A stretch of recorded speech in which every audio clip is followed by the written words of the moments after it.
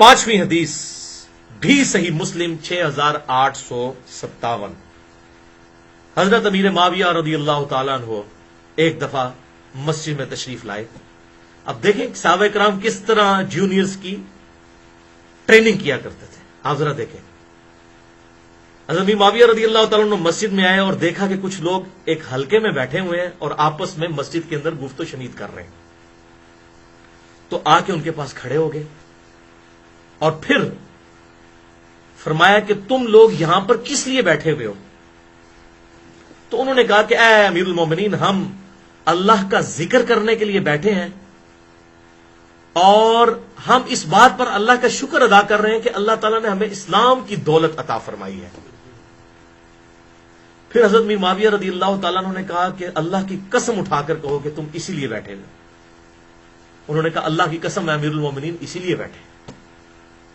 تو پھر حضرت امیر معاویہ رضی اللہ تعالیٰ عنہ نے کہا کہ میں نے قسم اس لیے نہیں اٹھوائی کہ میں نے تمہارے بارے میں کوئی بدگمانی کی, بلکہ میں نے ایک سنت پہ عمل کیا ہے.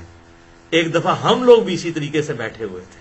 اللہ اور حضور صلی اللہ علیہ وسلم ہمارے پاس تشریف لائے, ہم بھی یہی باتیں کر رہے تھے کہ اللہ کا شکر ہے جس نے ہمیں اسلام کی دولت دی, اور اس کے ذکر میں مشغول تھے. تو آپ صلی اللہ علیہ وسلم ہمارے پاس آ کر کھڑے ہوئے اور کہا کہ تم لوگ یہاں کس لیے بیٹھے ہو؟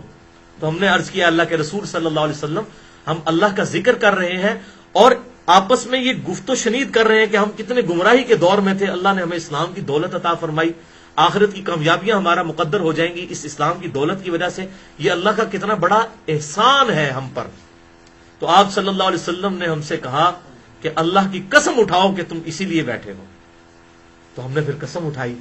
پھر آپ صلی اللہ علیہ وسلم نے ہم سے فرمایا کہ میں نے قسم بدگمانی کی وجہ سے نہیں اٹھوائی تم سے, بلکہ اس لیے کہ ابھی ابھی جبرائیل علیہ السلام میرے پاس آئے تھے اور انہوں نے مجھے خبر دی کہ اللہ تعالیٰ آپ کے ان اصحاب کی وجہ سے فرشتوں کے سامنے فخر فرما رہا ہے.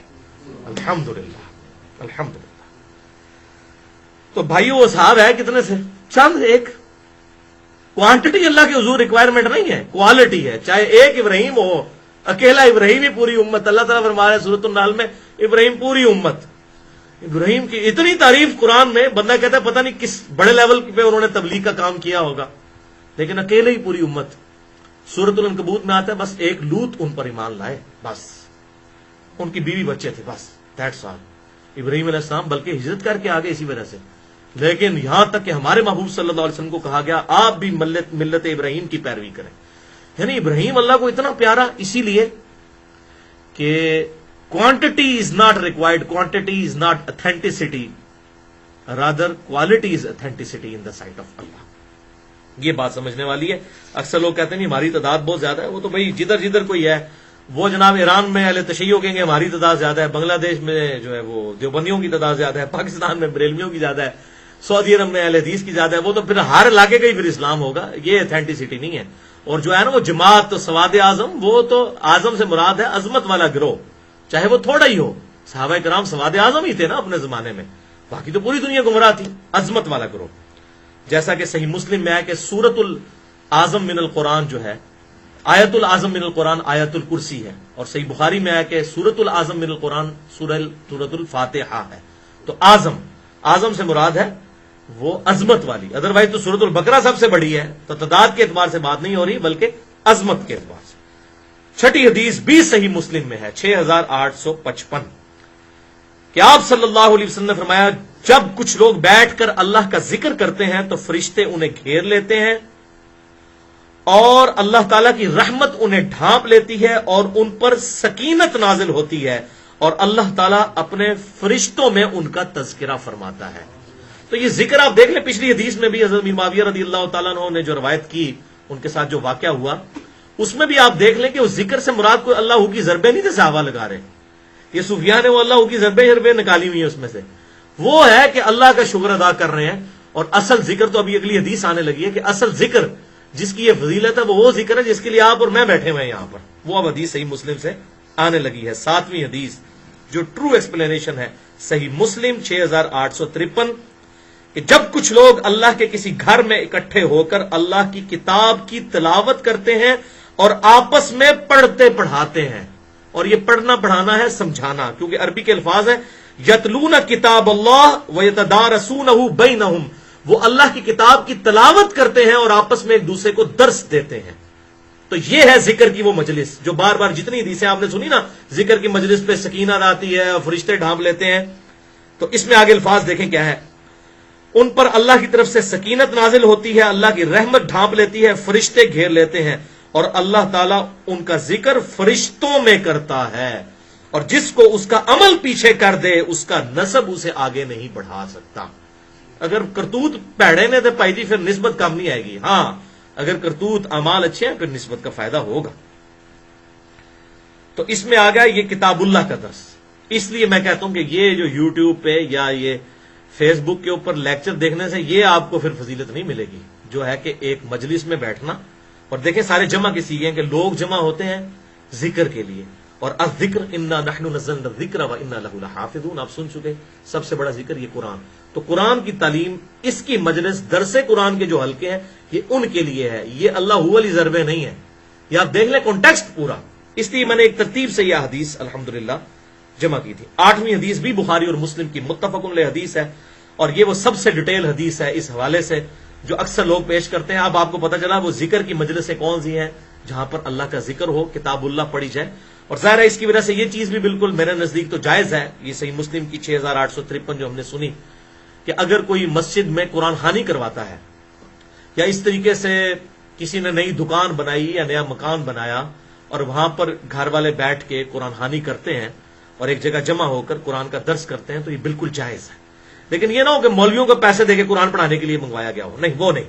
فی سبیل اللہ، اللہ کی رضا کی خاطر لوگ پڑھیں تو وہ اس حدیث کے تحت بالکل درس قرآن اور اسی طریقے سے قرآن خوانی کروانا بھی بالکل جائز ہے. جبکہ پڑھنے والے بے لوث اللہ کی قربت کے لیے پڑھ رہے ہوں، جس طرح یہاں پر لوگ آتے ہیں وہ بے لوث آئے ہوئے ہیں. ظاہر ہے ہم نے کوئی پیسے دے کے تو نہیں بلوایا، نہ یہاں کوئی پیسے بانٹتے ہیں. اب یہ 8ویں حدیث بھی اسی ذکر کی مجلس، قرآن کی مجلس کے لیے ہے.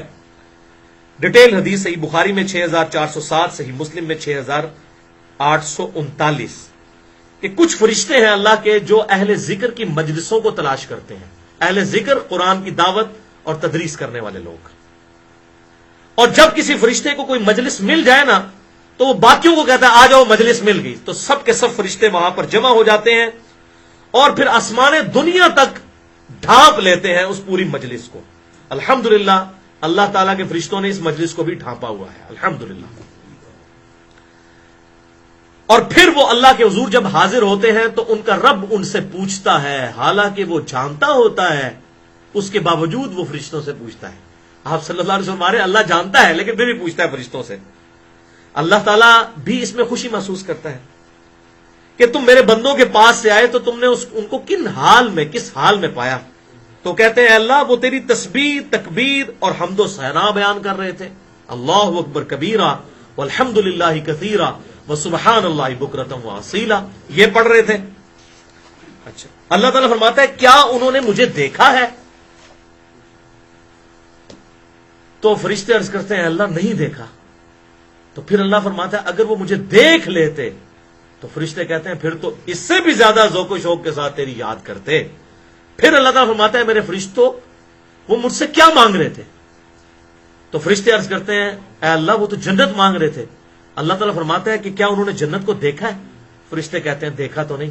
اللہ فرماتا ہے کہ اگر وہ دیکھ لیتے تو یا اللہ تیری عزت کی قسم. اچھا، اس میں سب کے ساتھ ہے کہ وہ فرشتے کہتے ہیں اللہ تیری عزت کی قسم، اے اللہ تیری عزت کی قسم، اگر وہ جنت دیکھ لیتے تو اس سے بھی زیادہ زور و شور کے ساتھ تو اسے جنت کو طلب کرتے.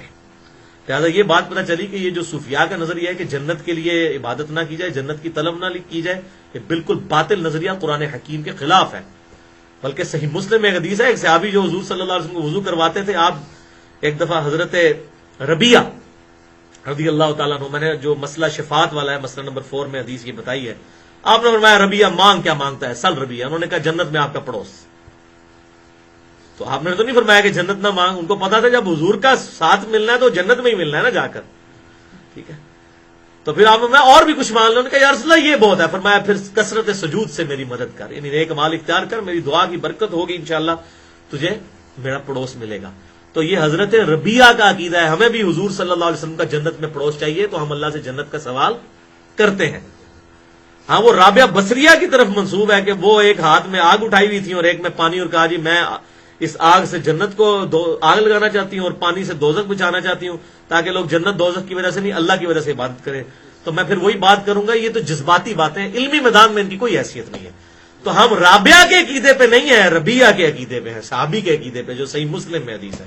سل ربیہ، ہم بھی اللہ تعالیٰ سے اس کے محبوب صلی اللہ علیہ وسلم کا جنت میں پڑوس مانگتے ہیں. آمین. بہرحال پھر فرشتوں سے اللہ تعالیٰ پوچھتا ہے کہ وہ کس چیز سے میری پناہ طلب کر رہے تھے. فرشتے کہتے ہیں جی دوزخ سے. اللہ تعالیٰ فرماتا ہے کیا انہوں نے دوزخ دیکھی؟ وہ کہتے ہیں یا اللہ نہیں، اللہ کی قسم نہیں دیکھی. تو اللہ تعالیٰ فرماتا ہے اگر وہ دیکھ لیتے تو یا اللہ تیری عزت کی قسم اس سے بھی زیادہ زور و شور سے وہ دعا مانگتے، اللہم اجرنا من النار، اللہم اجرنا من النار، اللہم اجرنا من النار. پھر اللہ تعالیٰ پوچھتا ہے وہ کیا مانگتے تھے؟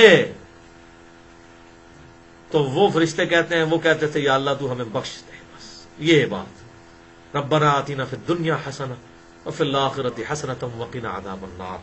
تو اللہ تعالیٰ فرماتا ہے کہ فرشتوں پھر گواہ ہو جاؤ، میں نے ان سب کو بخش دیا اور جو انہوں نے مجھ سے مانگا میں نے ان کو عطا کر دیا.